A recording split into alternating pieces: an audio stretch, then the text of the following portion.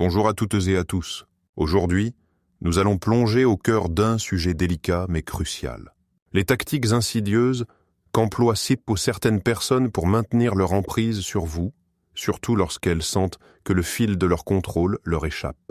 Nous parlons ici d'un comportement que l'on nomme le hoovering, un terme évocateur qui dépeint parfaitement cette tentative de vous aspirer à nouveau, comme un aspirateur, pour vous ramener dans leur sphère d'influence et continuer à puiser dans votre énergie. Ces individus, souvent qualifiés de narcissiques, ont cette particularité de croire que la fin d'une relation n'est jamais due à leurs propres agissements, mais plutôt à un désintérêt de leur part, une fois que la phase dite de lune de miel est passée. Pour vous réintégrer dans leur orbite, ils n'hésitent pas à déployer des stratégies désagréables, voire destructrices. Mais comment déceler ces signes ? Comment les identifier avant qu'ils ne vous vident de votre substance ? Il existe plusieurs indicateurs clairs qui révèlent l'emprise d'une personne narcissique. Je vous propose d'explorer ensemble ces mécanismes subtils. Premièrement, l'illusion d'un retour à la normale. L'une des premières manœuvres d'un narcissique est de créer l'impression que tout va bien, que rien ne s'est réellement passé. Il pourrait soudainement reprendre contact, souvent sous le prétexte de prendre de vos nouvelles, de s'inquiéter de votre bien-être. Des messages ou des appels excessivement amicaux, empreints d'une nostalgie forcée, doivent vous alerter. Leur objectif ? Vous inciter à ignorer les événements récents et à reprendre le cours de votre vie comme si de rien n'était, mais toujours avec eux en toile de fond. Ils pourraient même se tourner vers d'anciens partenaires, exprimant le désir de se remémorer les bons vieux temps. Mais derrière cette façade se cache bien souvent un jeu stratégique visant à préserver leur image et à maintenir l'illusion d'une relation intacte, ou du moins d'une connexion persistante. C'est une tentative de réinitialiser le compteur, de balayer les problèmes sous le tapis, espérant que vous tomberez dans le piège de la familiarité et du confort apparent. Ils excellent à faire comme si les désaccords, les blessures profondes, les trahisons n'avaient jamais existé. Cette amnésie sélective est une arme redoutable, car elle vous pousse à douter de votre propre perception des événements passés. Vous pourriez vous retrouver à vous demander si vous n'avez pas surréagi, si les choses n'étaient finalement pas si graves. C'est précisément ce qu'ils veulent. Instiller le doute pour mieux vous manipuler. Deuxièmement, les excuses sans sincérité. Ceci nous amène à un point crucial. Il est fondamental de comprendre que les narcissiques ne changent pas réellement. Avant d'envisager de leur pardonner ou de leur accorder une nouvelle chance, examinez avec la plus grande attention si leur repentir est authentique. Même si leur comportement apparaît d'abord charmant et convaincant, la tromperie et la manipulation sont souvent tapis derrière ce masque. Un signal d'alarme incontestable est leur réaction de colère ou d'agacement dès que vous modifiez votre propre comportement ou que vous posez des limites. Cela démontre de manière flagrante que leur repentir n'est pas sincère, mais une simple tactique. Les narcissiques placent leurs propres besoins et désirs au-dessus de ceux des autres et perpétuent leur comportement destructeur tant que cela leur est utile. La prudence est donc de mise face à ceux qui feignent la repentance, car il s'agit là d'une autre forme de manipulation. Même si cela va à l'encontre de la nature humaine de vouloir croire au meilleur chez l'autre, une véritable excuse doit impérativement s'accompagner d'un changement concret de comportement. Ne vous blâmez surtout pas pour les décisions que vous avez prises jusqu'à présent. Vous avez la liberté, à tout moment, de prendre de nouvelles décisions, d'emprunter de nouveaux chemins. Cependant, soyez vigilants. Apprenez à reconnaître les signes qui indiquent qu'un narcissique tente de vous tromper et protégez-vous des abus émotionnels qu'il peut engendrer. Une excuse sincère est un pont, pas une ruse. Elle implique une prise de conscience, une reconnaissance de la douleur causée et un engagement réel à ne pas répéter les mêmes erreurs. Chez le narcissique, l'excuse est un outil pour désarmer, pour regagner votre confiance temporairement, pour vous ramener sous son joug. Elle est souvent vague, ne reconnaît pas de faute spécifique, ou pire, elle est accompagnée d'une, mais qui rejette la faute sur vous. Par exemple, « Je suis désolé si tu l'as mal pris, mais tu m'as poussé à bout ». Ce n'est pas une excuse, c'est une inversion de la responsabilité. Restez ferme face à ces tentatives de déformation de la réalité. Votre valeur et votre bien-être ne dépendent pas de leur approbation ou de leur soi-disant repentir. Troisièmement, le love bombing, ou quand l'amour devient une arme de contrôle. Les narcissiques utilisent fréquemment la stratégie du love bombing pour manipuler leurs victimes et prendre le contrôle. À travers des démonstrations d'affection et des déclarations d'amour exagérées, la victime est plongée dans une dépendance émotionnelle toxique. Au début de la relation, le narcissique inonde son partenaire de compliments, de cadeaux somptueux et de gestes d'amour grandioses. Il dépeint le passé commun sous un jour idéalisé, magnifiant l'importance de chaque expérience partagée.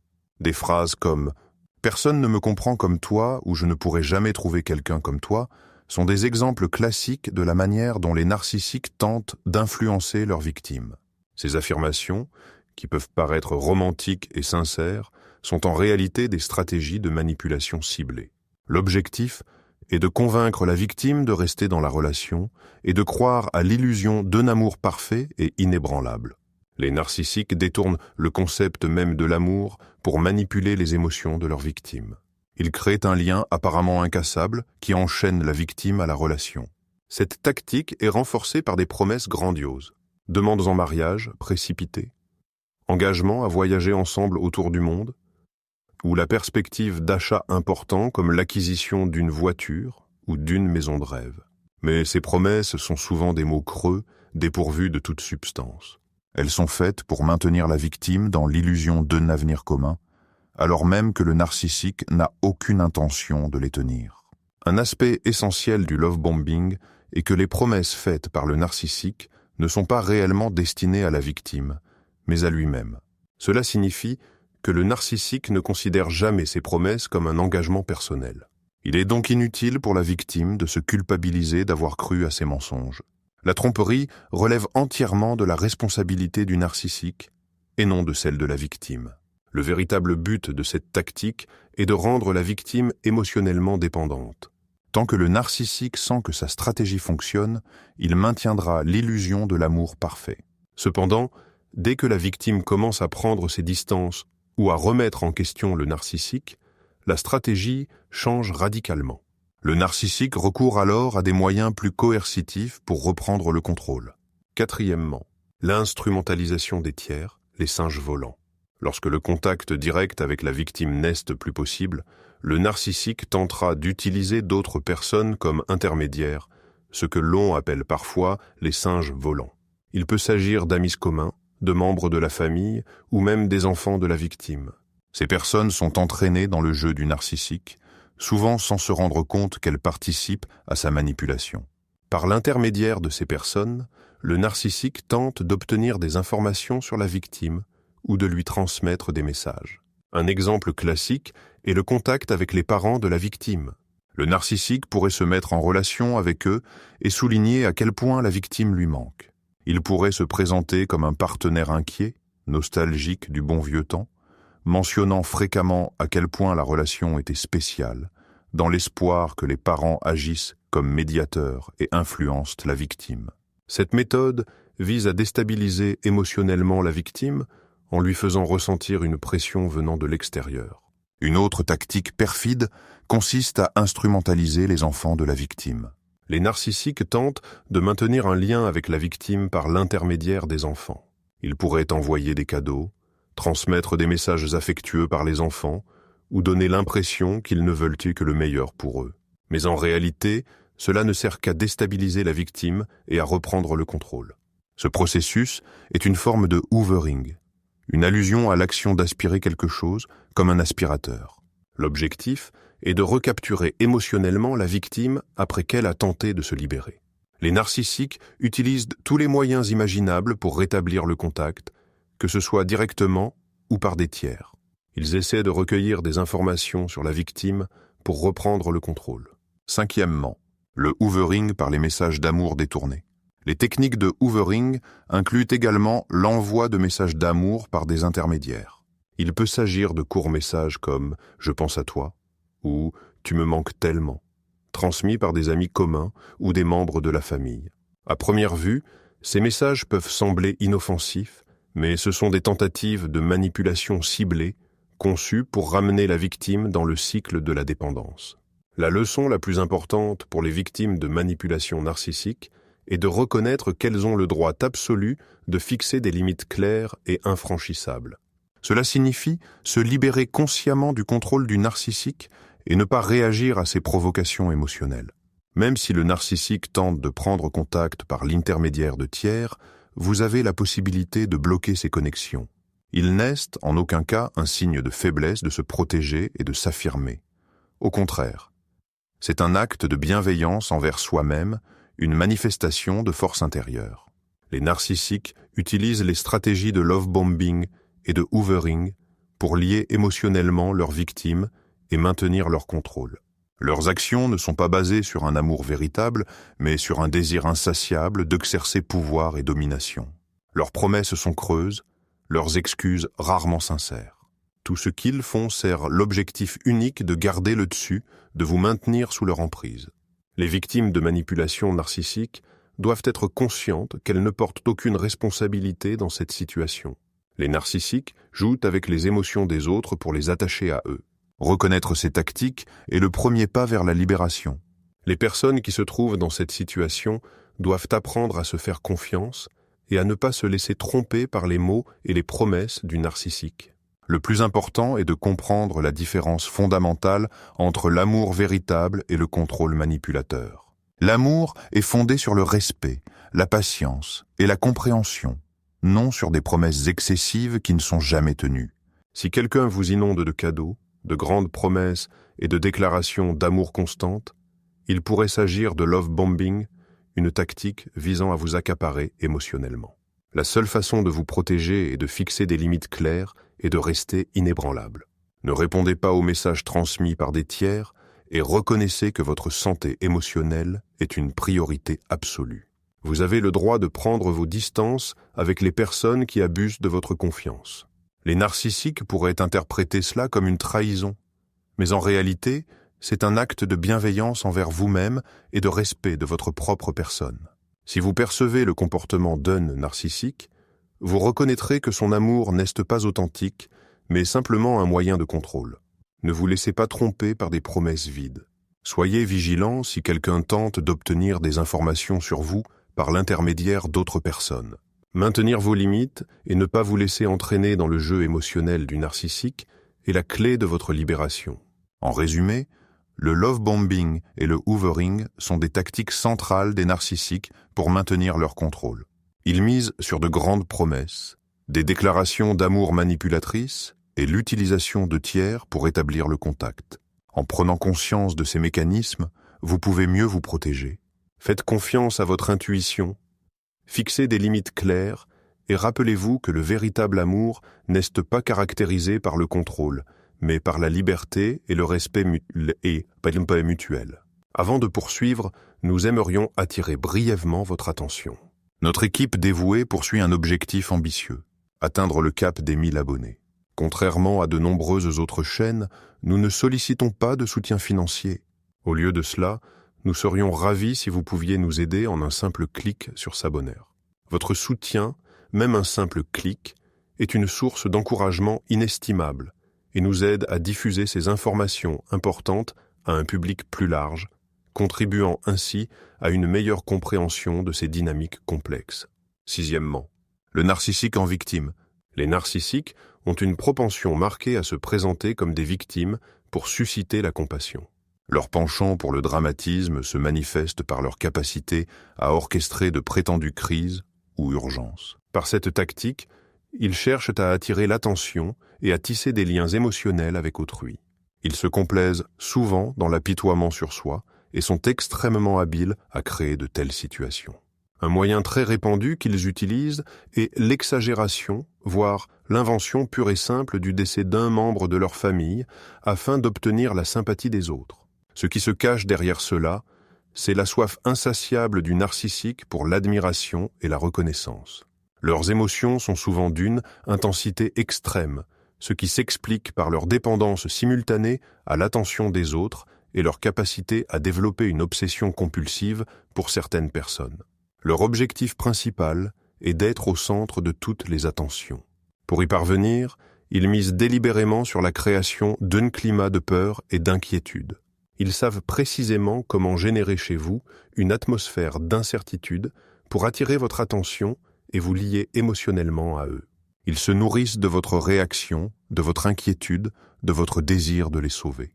C'est un cercle vicieux où votre bienveillance est exploitée pour renforcer leur sentiment de puissance. Septièmement, la propagation de rumeurs et la désinformation. Une autre caractéristique frappante des narcissiques est leur tendance à propager des rumeurs et à diffuser de fausses informations.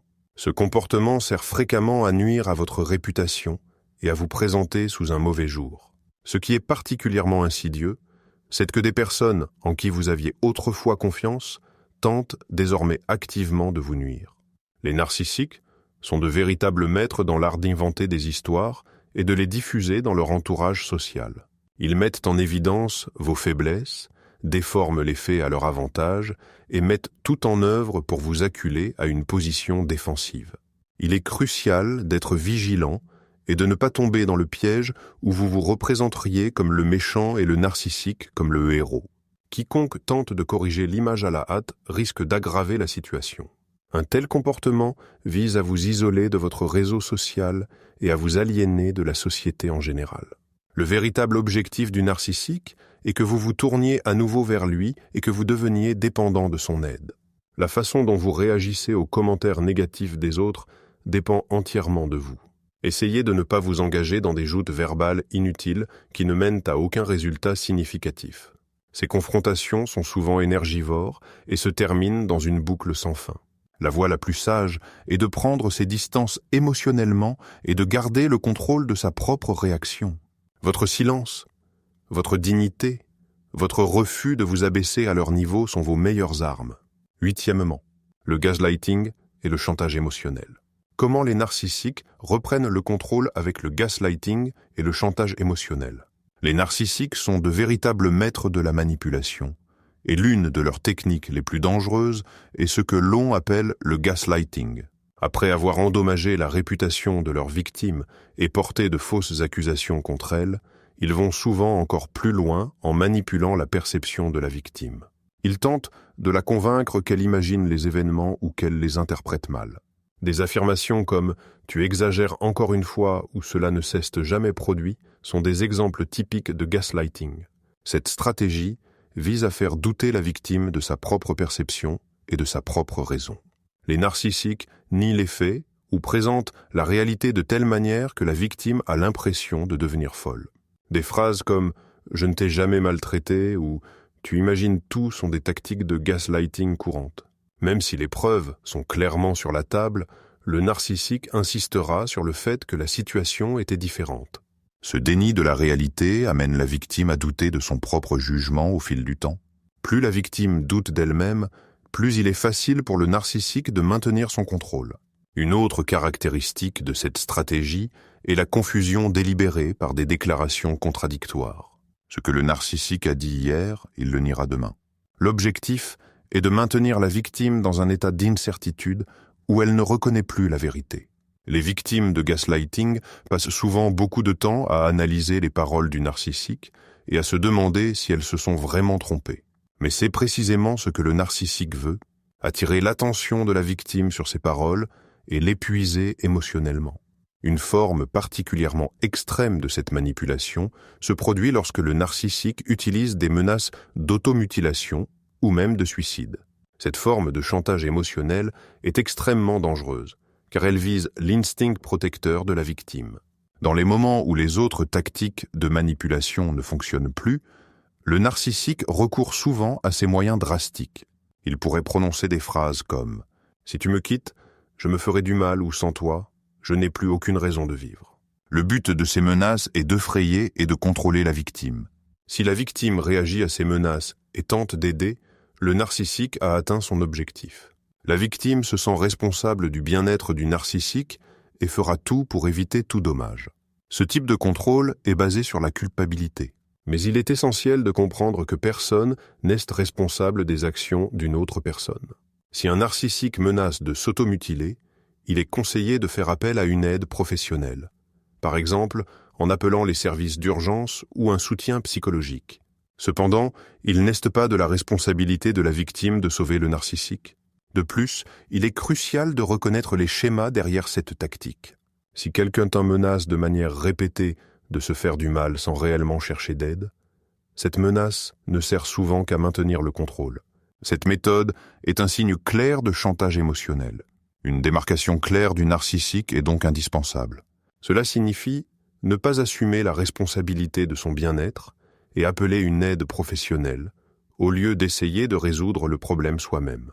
9e, le retour du hoovering, sous de nouvelles formes. Quand il s'agit de reprendre le contrôle de la relation, les narcissiques utilisent la technique du hoovering.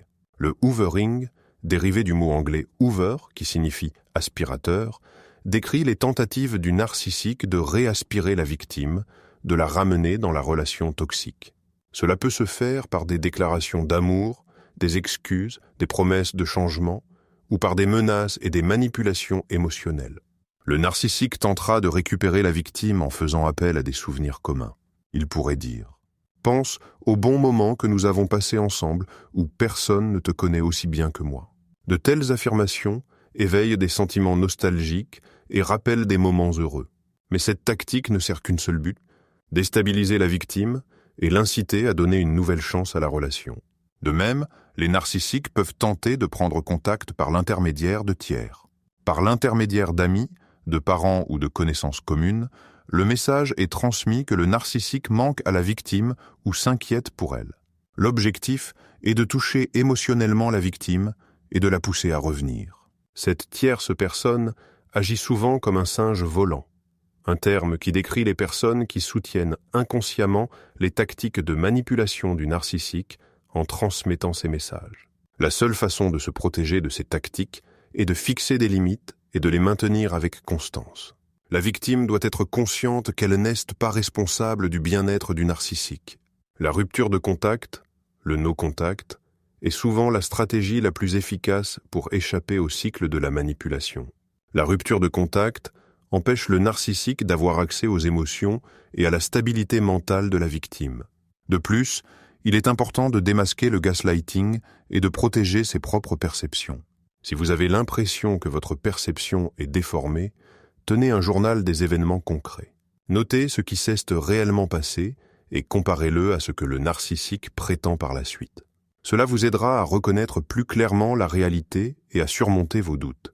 De même, vous devez vous rappeler que votre intuition est souvent juste. Si vous avez l'impression que quelque chose ne va pas, c'est probablement le cas. Ne vous laissez pas dire que vous êtes trop sensible ou paranoïaque. Faites confiance à votre instinct. Les narcissiques essaient de détruire cette confiance, car elle leur ôte le contrôle.